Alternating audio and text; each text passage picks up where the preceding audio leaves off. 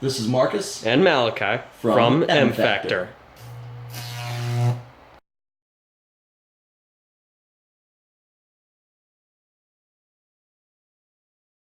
All right, so this is our Jacob's Ladder, and this is mainly a review of the King of Randoms video, Grant Thompson. He's a great YouTuber. You should definitely check him out.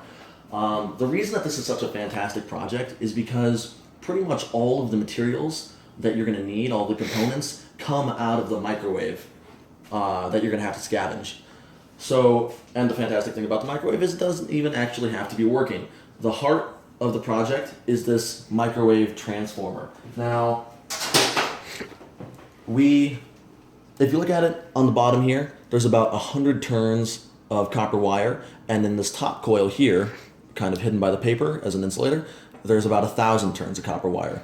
Now, I did the math, kind of a back of the envelope calculation, and that should step up the voltage from the wall outlet from 110 volts to about 1,100 volts, and that lowers the amperage. So the way that this works, and I won't go too in depth because, again, Grant Thompson did a great job of explaining it in his video, so if you're curious, go check his out. The way that this works is that the wall outlet draws about 110 volts. We're in the United States. There's 220 volts total coming out of this, but we're only using one. So 110 volts travels down this power strip to here. Now the reason we're using a power strip and not connecting it directly to the outlet is because earlier in this project we had some trouble with blowing the fuses in the house. Oops. So the reason that this is connected is essentially as a safety precaution and to make things easier, because this will trip before the housebreaker does.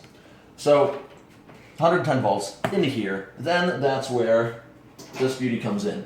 This is the cord that we scavenged from the microwave oven itself. This is a microwave cord. So we basically just snipped off the end and spliced in these alligator clips. So you can see we have the positive and the negative, and then the neutral just clipped, grounded back onto the wire itself, the cord. So that is going to get plugged in to the outlet here, and then connected, pardon me, Way to get in front of the camera. then connected to the terminals on the transformer, here and here, if you can see. Bang, bang, boom. Perfect. All right, now, so far we have the current from the wall to the power strip, through the microwave cord, to the transformer, the step-up transformer. And then it's going to travel through these coils, and again, right here, if you look closely, you can see that part of this is grounded to the housing itself. So the energy is going to be flowing actually through this. And the other part comes out from this wire. The way we found this wire is basically through trial and error. So be safe when you're not sure what you're connecting what to. And we marked it with this black electrical tape. So the way that we get it from here to the actual Jacob's Ladder is with these two cords. And this is an example of some of the supplementary material that you're going to need besides the microwave parts with these guys. So some 18 gauge copper wire from Radio Shack and alligator clips. Very cheap, easy to get, pretty standard material. And you have extras. Yep. Also, basic electrician supplies like wire stripper, electrical tape, things like that. Good to have on hand. So, we're going to use this guy to attach to the body. You're probably wondering why this is half off the table. We're going to attach it to the body of the transformer here, because you remember from before, it's partially grounded to the actual terminal. And then we're going to connect this guy to this cord. From here, we can clip in to one side of the Jacob's Ladder and the other side of the Jacob's Ladder. So we are pretty much all good to go right here. Note though, we are not plugged in yet, so don't freak out. The way that we made the ladder itself is with some, I believe it was 8 gauge copper wire. That's why it's significantly thicker, but it doesn't really matter as long as it's conductive and thick enough to support its own weight.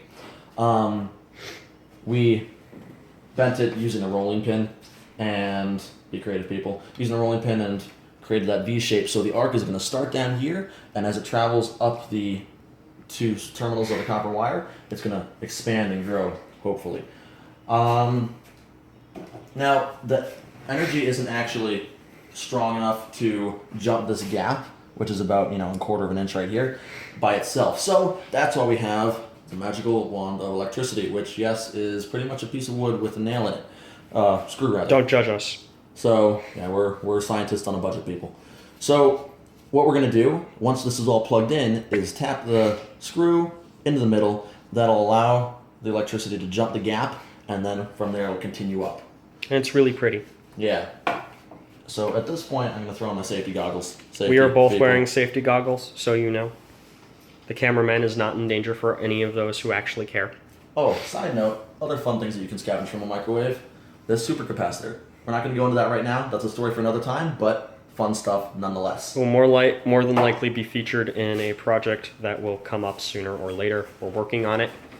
One other thing that you're going to need to have on hand is some type of thick, insulated glove. Because even though we are using this nice long safety stick, you never know if maybe the wood got wet, and that would allow it to be conductive and travel into my hand. Which would be bad. Because this amount of voltage, 1,100 volts, will kill you on contact. If you touch this, you are dead. So please don't touch it. take all the precautions that we're taking, if not more. You should probably take more, just to be safe. Real quick, don't try this at home. We're idiots, but we're doing this for your entertainment. So Disclaimer, lucky this is for you. education. All right, so from here, we're gonna power up.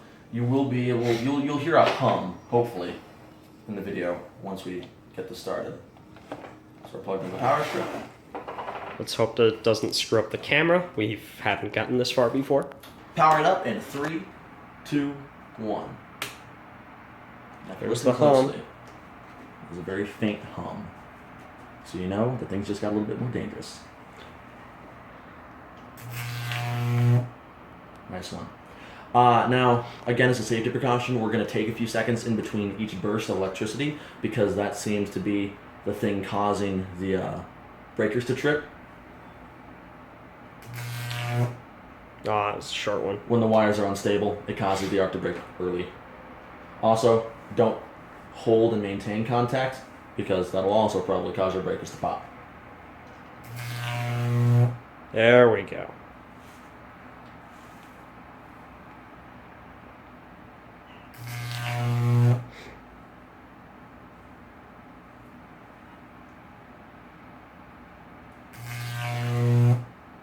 This is such a great project. It's so much fun, but very dangerous. That's why you should let, people like us do it who pretend to have an idea of what we're doing as opposed to you doing it and putting yourselves in danger. This is a much better idea. If I had to rate the difficulty of this experiment, I would say medium because it does require some Scavenging and basic knowledge about electricity and what you're doing. That being said, nothing that you can't learn on YouTube. That was a good one. All right.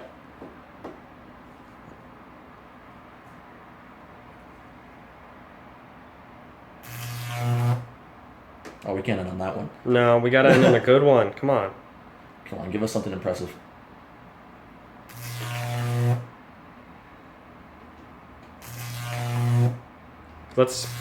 Marcus, too fast. That's addicting.